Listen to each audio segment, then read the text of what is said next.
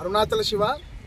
Present అయితే మనం తిరుకోవిలూరులోని అదుల నాగేశ్వర టెంపుల్లో ఉన్నాం అన్నమాట.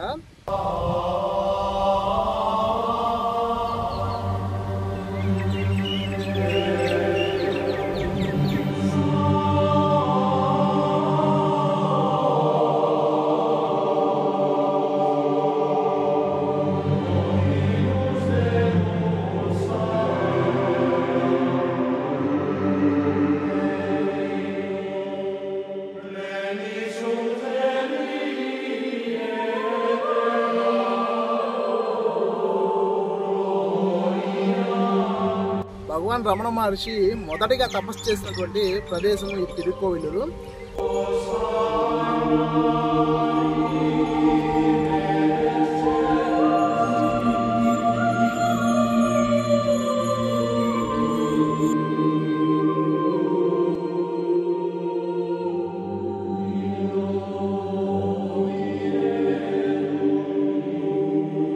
భగవాన్ వారు మదురై నుండి అరుణాచలంకి వచ్చేటప్పుడు ఫస్ట్ దిగిన టెంపుల్ అన్నమాట ఇది తిరుకోవిలూరు. ఇక్కడే కొన్ని ఏళ్ళు తపస్సు చేశారు. మీ అందరికీ తెలిసిందే, అరుణాచలంకి పాండవులు వచ్చారు అని చెప్పి నిదర్శనంగా మనకి చాలా టెంపుల్స్ అయితే ఉన్నాయి. మనకి అగ్ని తీర్థానికి ముందున్నటువంటి పాండవ తీర్థం అని ఒక టెంపుల్ ఉందన్నమాట. అలాగే ఇప్పుడు మన గిరి ప్రదక్షిణ చేసేటప్పుడు రమణాశ్రం దాటిన తర్వాత సైన్స్ అండ్ ఆర్ట్స్ కాలేజీ ముందు ఒక టెంపుల్ ఉంది, దాన్ని ద్రౌపది ఆలయం అంటారు. ద్రౌపది ఆలయానికి సంబంధించిన ఇంకా చాలా ఉపాలయాలు కూడా ఉన్నాయన్నమాట. ఇప్పటికీ చాలా మంది ద్రౌపది దేవిని పూజిస్తూ ఉంటారు అరుణాచలంలో. సో చాలా టెంపుల్స్ అయితే ఉన్నాయి. సో పాండవులు అయితే అరుణాచలంకి వచ్చారని స్పష్టమైనటువంటి ఆనవాళ్ళు అయితే ఉన్నాయన్నమాట. వాళ్ళు అజ్ఞాతవాసంలో ఈ తిరుకోవిలూరుకి వచ్చారని ఈ స్థల పురాణం అయితే చెప్తూ ఉంది. ఇక్కడ మీకు కనిపిస్తున్నటువంటి గుహలో వాళ్ళు అజ్ఞాతవాసాన్ని కొన్ని రోజులు ఇక్కడ గడిపారని కూడా ఈ స్థల పురాణం చెప్తూ ఉందన్నమాట. అలాగే ప్రజెంట్ నేనైతే పక్కన ఉన్నాను. ఇది పాండవ పాదం అన్నమాట, భీమ పాదం అంటారు. అప్పట్లో భీముడి యొక్క పాదం ఏ విధంగా ఉండేదో మీరు చూడొచ్చు. ఆ ఫోన్ కెమెరా లెన్స్లో కూడా పట్టట్లేదు అన్నమాట, డ్రోన్ తీయాల్సి వస్తుంది. సో అంతటి గొప్ప క్షేత్రము.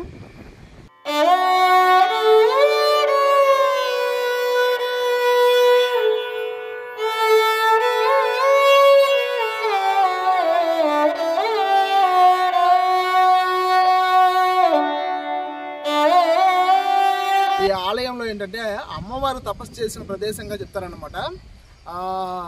మీకు తెలిసిందే, శైవాగమనంలో ఏ శివాలయం అయితే పశ్చిమ దిక్కును చూస్తూ ఉంటుందో, ఏ శివలింగం అయితే పశ్చిమ దిక్కును చూస్తూ ఉంటుందో అది శివాలయాల్లో చాలా శ్రేష్టమైన శివలింగంగా చెప్తారన్నమాట. అలాంటి క్షేత్రం ఇది. మనకి పరమశివుడు పశ్చిమాన్ని చూస్తూ ఉంటాడన్నమాట. సో మోక్షక్షేత్రం కూడా, అందుకనే భగవాన్ లాంటి వాళ్ళు కూడా ఈ క్షేత్రానికి వచ్చి అన్ని సంవత్సరాలు తపస్సు చేసుకొని అరుణాచలంకి రాగలిగారు. సో మనకి తిరుకోవిలూరు గురించి చూసినట్లయితే దాదాపుగా అరుణాచలం నుంచి ఒక 40 కిలోమీటర్ డిస్టెన్స్లో ఉన్నటువంటి ఒక మహిమాన్వితమైనటువంటి క్షేత్రాలు చాలా ఉన్నాయి. 48వ దివ్య దేశమైనటువంటి వైష్ణవ దివ్య దేశాల్లో ఒకటైనటువంటి ఉలగలనంద పెరుమాళ్ ఆలయం అయితే ఉందన్నమాట. అలాగే అదుల నాగేశ్వర్ ఇప్పుడు మనం ఉన్నటువంటి టెంపుల్. అలాగే తుల్లి తురేషన్ అని చెప్పేసి ఇంకో టెంపుల్ ఉంది. ఇది ఈ దక్షిణ పెన్నా నది అని పిలుస్తారనమాట. ఈ పెన్నా నదిలో ఒకనొక రాయి పైన కపిల మహర్షి తపస్సు చేసినటువంటి స్వయంభు శివలింగం ఒకటి ఉంది. అలాగే అట్ట వీరాటం అన్నమాట, అంటే అంధకాసుని సంహరించినటువంటి 8 ప్రదేశాల్లో 2వ వీరాటమైనటువంటి ప్రదేశం ఇక్కడ ఉంది. ఈ అన్ని టెంపుల్స్ గురించి అయితే మన ఛానల్లో వీడియోస్ అయితే చేస్తున్నాను. ఈ టెంపుల్ గురించి పర్టికులర్గా ఇప్పుడు చేస్తున్నాను అనమాట. సో మీకు కింద కార్డ్స్లో ఉన్నటువంటి అన్ని టెంపుల్స్ వీడియోస్ అయితే ఇస్తున్నాను. తిరుకోవిలూరుకి మీరు అరుణాచలంగానే ఒక 3 రోజులు 4 రోజులు ప్లాన్ చేసినట్లయితే ఖచ్చితంగా తిరుకోవిలూరుకి ఒక రోజు కేటాయించవచ్చు అనమాట. అంత దివ్య క్షేత్రాలు అయితే దీంట్లో ఉన్నాయి. సో మ్యాక్సిమం ఇక్కడ ఏంటంటే మధ్యాహ్నం నుంచి టెంపుల్స్ క్లోజ్ చేస్తారు కాబట్టి ఎర్లీ మార్నింగ్ ప్లాన్ చేసుకోండి ఈ టెంపుల్ విజిట్స్ అంతా. అలాగే తిరుకోవిలూరుకి సంబంధించి మనకి 63 మంది నాయనార్లో మొదటి నాయనటువంటి సుందరమూర్తి నాయనార్ యొక్క జీవిత చరిత్ర చాలా వరకు ఈ తిరుకోవిలూరుకి పరిసర ప్రాంతాల్లో ముడిపడి ఉందన్నమాట. మనకి ఈ అట్టావీరాట్టంగాని చూసుకున్నట్లయితే పరమశివుడు స్వయంగా తనని వచ్చి కాలుతో తనడం, వాళ్ళ మధ్య ఒక చిన్న గొడవ రావడం, సో ఇలాంటి సంఘటనలన్నీ కూడా అట్టావీరాట్టంలో జరిగితే కళ్యాణ సుందరేశ్వరం అని చెప్పేసి ఇంకొక టెంపుల్ ఉందన్నమాట. ఈ సుందరుడి కళ్యాణ ఘట్టం జరిగినటువంటి ప్రదేశము. ఆ సమయంలో పరమశివుడు రుద్రుడి రూపంలో వచ్చి ఇతను నా బానిస అని చెప్పి తీసుకువెళ్ళిన ప్రదేశం అయితే ఒకటి ఉందన్నమాట. ఇప్పటికీ ఆ క్షేత్రంలో మనం స్వయంగా పరమశివుడు వాడినటువంటి పాదరక్షలు అలాగే దండము కూడా మనం ఆ క్షేత్రంలో ఇప్పటికీ చూడవచ్చు. చాలా చిన్న టెంపుల్. సో అది నెక్స్ట్ ఎప్పుడైనా వెళ్ళినప్పుడు నేను ఆ వీడియో తీస్తాను. ఇప్పటి వరకు తిరుక్కోవలికి ఒక 5-6 సార్లు వచ్చినాను, కానీ ఎప్పుడు ఈ విధంగా చెప్పే సందర్భం రాలేదు. సో ఈరోజు అయితే ఈ టెంపుల్ని ఖచ్చితంగా చూపించాలనేసి నేను ఈ వీడియో అయితే చేస్తున్నాను అన్నమాట. సో ఎవరైనా అరుణాచలంకి వచ్చేవాళ్ళు ఈ 30 కిలోమీటర్స్ అనేది పెద్ద డిస్టెన్స్గా భావించకుండా ఈ చుట్టుపక్కల ప్రదేశాలు కూడా చూసి వెళ్ళండి. చాలా ప్రశాంతంగా ఉంటుంది. ఇప్పుడు మాతో వచ్చిన కొంతమంది స్వాములు అయితే ఇక్కడే ఉండిపోదాం అన్నట్టుగా కూడా చెప్తున్నారు అన్నమాట. అంత గొప్ప పాజిటివ్ వైబ్రేషన్ ఉన్నటువంటి క్షేత్రము. సో తొందరలో ఈ క్షేత్రాన్ని కూడా అందరూ విజిట్ చేయండి. మేము అరుణాచలం నుండి ఎర్లీ మార్నింగ్ 7 o'clock అయితే బయలుదేరామన్నమాట. గుర్తుపెట్టుకోండి, లేటుగా బయలుదేరితే టెంపుల్ దర్శనాలు అన్నీ చూసుకోలేరు. సో ఎర్లీ మార్నింగ్ వెళ్ళి పెన్నా నదిలో స్నానం చేసి అక్కడ నుండి 48వ దివ్యదేశమైనటువంటి ఉలగలనంద పెరుమాళ్ టెంపుల్కి అయితే వెళ్ళామన్నమాట. అది తిరుక్కోవిలులో మొదటిగా చూడవలసినటువంటి ప్రదేశము. ఈ ఆలయాన్ని స్థానికులు తమిళనాడు తిరుపతిగా పరిగణిస్తారన్నమాట. మనకి వైష్ణవ దివ్య దేశాల్లో 48వ దివ్య దేశంగా ఈ ఆలయము అలరారుతుంది. మీరు దాని యొక్క ఆర్కిటెక్చర్ చూడొచ్చు అన్నమాట. థర్మాకోల్ షీల్డ్స్తో చాలా బాగా రూపొందించారు దాని యొక్క నమూనా. సో ఆలయం కూడా చాలా పెద్దది, మీరు అర్థం చేసుకోవచ్చు అన్నమాట. ఈ ఆలయంలో కూడా వైఖానస ఆగమ సాంప్రదాయాల ప్రకారమే ఇక్కడ పూజ జరుగుతూ ఉంది. ఇక్కడ స్వామివారు త్రివిక్రమ ఆకారంలో ఉంటారన్నమాట. మనకి బలి చక్రవర్తిని భూమిలోకి తొక్కిన ప్రదేశంగా ఈ ప్రదేశము ప్రసిద్ధికెక్కింది. సో మొదటిగా ఈ ఆలయాన్ని దర్శనం చేసుకొని జనం ఎవరు ఉండరు అన్నమాట, రష్ ఎక్కువ ఉండదు. సో తొందరగా అయిపోతుంది, ఒక 1 hour కల్లా దర్శనం అయిపోతూ ఉంటుంది. సో అక్కడ నుండి రెండో ప్రదేశానికి వెళ్ళాము. అది అట్ట వీరాటం అన్నమాట. మీకు అంతకుముందు ఒక వీడియోలో కూడా చెప్పున్నాను. అంధకాసురుణ్ణి 8 ప్రదేశాల్లో పరమశివుడు చంపుతాడన్నమాట.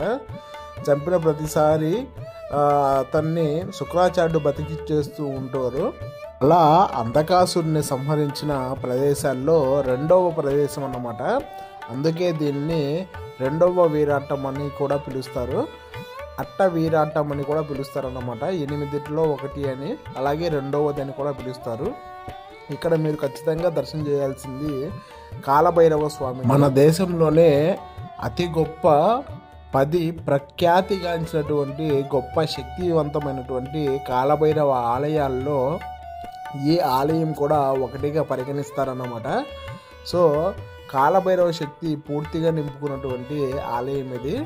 సో ఖచ్చితంగా ఈ ఆలయాన్ని దర్శనం చేయండి. మళ్ళీ అక్కడి నుండి 3వ ప్రదేశానికి వచ్చాము.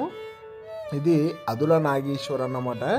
ఇక్కడ భగవాన్ రమణ మహర్షుల వారు మొదటిగా తపస్సు చేసిన ప్రదేశము. అలాగే ఇక్కడ సిద్ధి వినాయకుడిని ఖచ్చితంగా ఈ ఆలయంలో దర్శనం చేసుకొని రండి. మేము వెళ్ళే సమయంలో ఇప్పుడు దసరా నవరాత్రులు జరుగుతున్నాయి కాబట్టి బొమ్మల కొలువుని ఆలయంలో చాలా బాగా అమర్చిపెట్టారు. సో మీకు ఒక్కొక్క ఆలయానికి మినిమంలో 1 గంటలో కూడా దర్శనం అయిపోతూ ఉంటుందన్నమాట. మధ్యాహ్నం 12 తర్వాత టెంపుల్స్ అన్నీ కూడా క్లోజ్ చేస్తారు కాబట్టి మీరు తొందరగా ప్లాన్ చేసుకోవడం మంచిది. అక్కడ నుండి దర్శనం అయ్యి బయటికి వచ్చిన తర్వాత అమ్మవారి దర్శనం కూడా చేసుకున్నాము.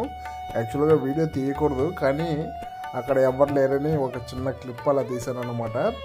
అక్కడ నుండి మీరు ధ్వజస్తంభం దగ్గరికి వస్తే అరుణాచలగిరి చాలా క్లియర్గా కనపడుతుంది. జూమింగ్లో కనపడలేదేమో తెలియట్లేదు, కానీ అక్కడ నుండి అరుణాచలగిరి కనపడుతూ ఉంటుందన్నమాట. స్వామివారి పాదాల నుండి సరిగ్గా మీరు కానీ చూసినట్లయితే ఆ గోడకి కూడా అరుణాచలగిరిని చూడడానికి ఆ స్పేస్ని వదిలారు. సో ఆ మధ్యలో మీకు అరుణాచలగిరి స్పష్టంగా కనబడుతుంది. భగవాన్ అక్కడ నుండి అరుణాచలగిరిని చూస్తూ పరవశించే వాళ్ళని కూడా కొన్ని సందర్భాల్లో ఉన్నాయన్నమాట. ఈ ఆలయము పశ్చిమ ముఖాన్ని చూసే విధంగా పరమశివుడు ఉంటారన్నమాట.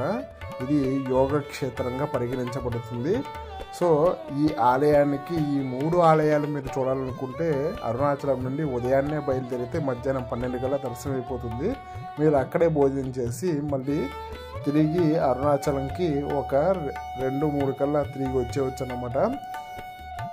ఇక్కడే ఈ ఆలయము రాజగోపురం ఏదైతే ఉందో అది దాటి కొంచెం ముందుగానే వచ్చినట్లయితే ఏకశిలలతో నిర్మించబడినటువంటి గుహలు ఉంటాయన్నమాట. మొత్తం కూడా తీగలతో అల్లేసి మొత్తం అక్కడంతా పొదలుగా వచ్చేస్తున్నాయి. పాములు తిరిగే సందర్భాలు అయితే ఉన్నాయన్నమాట. సో లోపలికి ఎవరైతే వెళ్ళొద్దు, ఆ పై నుంచి మీరు చూసి దర్శనం చేసుకోరండి. అక్కడ పాండవులు నివసించారు అని చెప్పేసి ఇక్కడ స్థానికులు చెబుతూ ఉన్నారన్నమాట. ఇది భీముని యొక్క పాదము అని చెప్పేసి, పాదముద్ర అని చెప్పేసి చెప్తూ ఉన్నారు. సో అది చూడడానికైతే సరిగ్గా ఒక పాదం ముద్రలాగే ఉంది. అది ఏమిటి అన్నది నిజానికైతే తెలియదు. అది భీముడిదా అన్నది ఇంకా నిజానికైతే తెలియదు, కానీ స్థానికులు ఆ విధంగా చెప్తూ ఉన్నారన్నమాట. సో అది మొత్తం కూడా ఫెన్సింగ్ వేసి ఉంటుంది. కొంచెం లోపలికి రావచ్చు మనం. అక్కడ ప్రకృతి రమణీయత మీకు నెక్స్ట్ లెవెల్ అని చెప్పొచ్చు. ప్రకృతి ప్రేమికులకు, సాధకులకు ఈ ప్రదేశము చాలా విపరీతంగా నచ్చేస్తుంది. అప్పుడప్పుడు నాకు మనసు బాగాలేనప్పుడు ఈ టెంపుల్కి వెళ్ళేసి వస్తూ ఉంటాను అనమాట. సో మీరు కూడా ఒక్కసారి ట్రై చేయండి. అరుణాచలం వచ్చినప్పుడు ఈ ఆలయాన్ని కూడా ఖచ్చితంగా దర్శనం చేయండి. మీరు ఒక అద్భుతమైన అనుభూతిని పొందుతారు. ఇది నా తరపున ఒక ప్రామిస్ అనమాట. సో ఖచ్చితంగా ఈ ఆలయాన్ని దర్శిస్తారని నేను ఆశిస్తూ ఉన్నాను.